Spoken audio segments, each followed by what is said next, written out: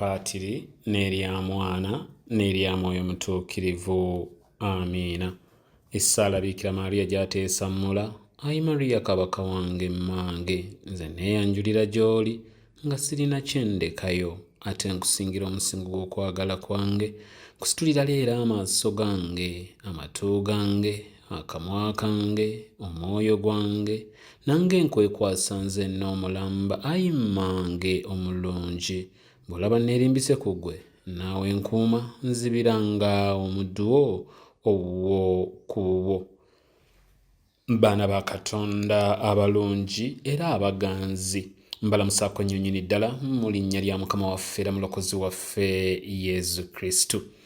Mu nnyonyi yaffe eya wiiki eno, genda mu maaso, ejjinja ligenda kuggyibwawo. Genda mu maaso, ejjinja ligenda kuggyibwawo. Emunyenye yaffe eya wiiki eno. Wali obaddeko awo ne mikwano gyo nga mulaba muvi, wabula nga gyeggwera omanyiyo, ng'abalaba bali ku bunkenke olw'ebiddako, naye nga gwe tolina kyamaanyi ky'owulira kuba obimanyi, wabiraba. Anti muvi wagiyitaayitamu dda, wagiraba dda.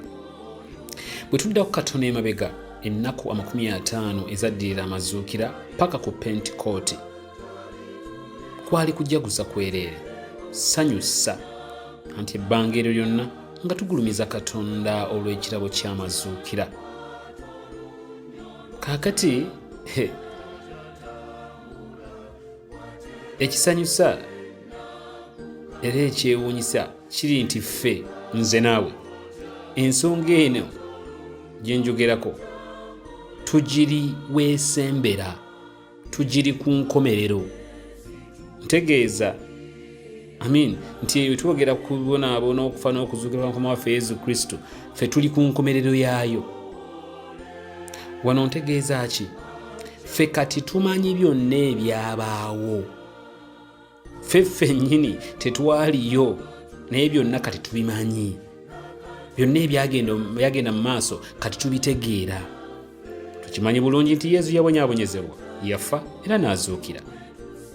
Kye ŋŋamba nti ffe tuli ku nkomerero ya nsonga eno, kuba emyaka 2000 emabega waaliwo abagoberezi ba Mukama waffe Yezu Kristu, bo ensonga eno be baagiri wakati. Byonna baabiraba, baabirimu, baabirozaako. Omanyi byawukana okuba nti ekintu onyumyako kinyumye n'okuba nti kye banyumyako gwe wakirimu. Waliwo omuntu ayogerera firimu n'olowooza nti oba yaliyo, naye ate kuba akafaananyi nga waagyogererera waliwo omu ku baagizannya. Omanyi Martin Semanda ayinza okwogera ku Yezu n'obula n'okugamba nti oba gwayogerako yali abaddeko naye, wabula naye ali ku bali abali ku nkomerero y'ensonga. Yes, Mukama mwebaza nti yampa ekisa n'enzaalibwa nga ndi mu Kristu, ate Omukatuliki, ne mmanyisibwa Yezu, ne mukkiriza ne mwagala. Era oyo gwe nakkiriza ne njagala, gwe nnwana okumanyisa n'okukkirizisa abalala. Kati ate waliwo abantu nga ba Maria Magdalena ne banne, bo Yezu baamulaba, baaloza ku kisa n'amaanyi ge nga bamulabirako ddala n'agaabwe. Bonna byonna baabiraba. Bano bo baali tebeetaaga Martin Semanda kubayimbira nti erinnya lya Yezu lirina amaanyi. Baali tebamwetaaga kubayimbira luyimba olwo. Bo baalabirako ddala amaanyi ge, ng'abajja mu mbeera emu okubateeka mu ndala, ng'abajja mu bukopi n'abafuula abalangira. Ebyamagero baamulabirako ddala ng'abikola n'emikono gye, nga balaba bati. Bo ensonga ze twogerako baaziri wakati. Baalaba Yezu nga awakanyizibwa, baabiraba, baali batunula bati. Ng'abonyaabonyezebwa, baabiraba, nga yeetikka omusaalaba, nga Yozefu owe Alimateya agumwetikkirako, nga balaba. Ng'asoggebwa effumu mu lubiriizi, ne mufumbukamu amazzi n'omusaayi baali balaba. Baamulaba ng'awanulwa ku musaalaba baabuwe, nga bamuzingazinga mbugoye nga lunkupe nga babiraba, nga bamuteeka mu ntaana kwe baateeka oguyinja ogunene oguyitirivu mbusiku lwanga bajja ne bamubbamu ekiro, baabiraba. Ku bakyala abo luno si lugero, si kibooziboozi kyakumalwa, baaliwo era baabirabirako ddala n'amaaso gaabwe. Mary Magdalene saw and she was living the story. She saw and she was living the story. Era matulutulu ne bakwata ebyakaloosa omwagalwa waabwe, mukwano gwabwe, omuzira waabwe ne boolekera bamuzirage era bamukubeko eriiso omulundi gwabwe bakiri ogusemba. True story. Byonna bye baali beetaaga okukola, emikolo gyabwe egy'okuziraga baali babirina era ne bessa mu ddene okwolekera ku ntaana. Naye baali batambuddeko ebbanga, kwe kujjukira ekiyinja ekinene kye baalaba agasajja gateeka ku ntaana ya Yesu ne bakijjukira. Balowooza ku muziziko, amaggwa, ekiddo, sseŋŋenge. Awo nno nti awo nnategeeza ekiyinja ekyali kigenda okubalemesa okukola kye baali baagala okukola. Baakirowoozaako ekyali kigenda okubalemesa okukola okuziraga kwabwe nga bwe baali bakipulaanize okw'omwagalwa waabwe.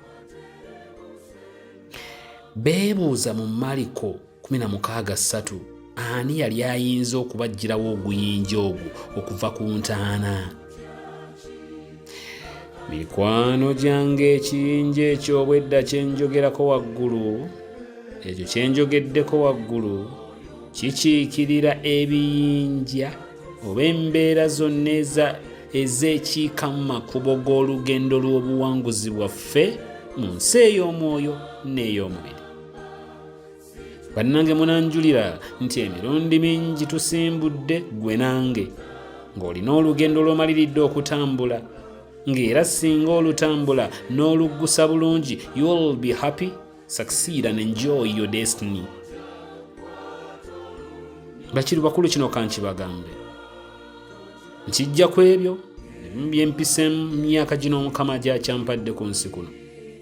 Waliwo olugendo lw'oba oyagala okutandika, oba business project, oba kusoma course, oba anything oyagala kitandika, n'olengera ebisoomoozo ebiri mu maaso awo, abantu n'ebintu ebikwekiise, nga bw'otazibiriza amaaso ga mubiri n'ozibula ag'omwoyo, oyinza okukoma.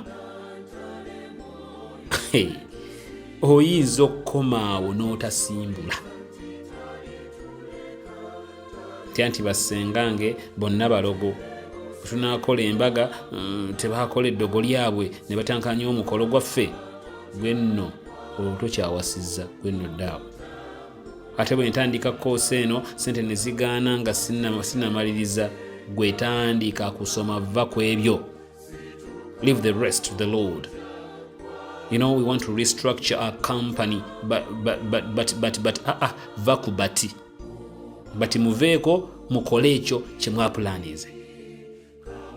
Nandyagadde okutwala omwana wange mu seminaaliyo, era naye ayagala nnyo, naye mpulira bagoba nnyo mu seminaaliyo, bagoba nnyo. Obadde kinnyabo, twala omwana mu seminaaliyo, ebisigadde birekere Katonda. Nfunye obusente bwange ku kyeyo, nandyagadde okugulayo akataka kange kwe nazimba nga nkomyewo eka, era nafunye n'omuntu omutuufu annyambako ku kino. Naye oba nkola nsobi, oba eno investment ntuufu oba nfu, bw'obanga ofunye omuntu omutuufu va mu kutunula ebbali. Ani yali akugambye nti okugula ettaka yali abaddeko investment enfu okujjako nga bakufeze?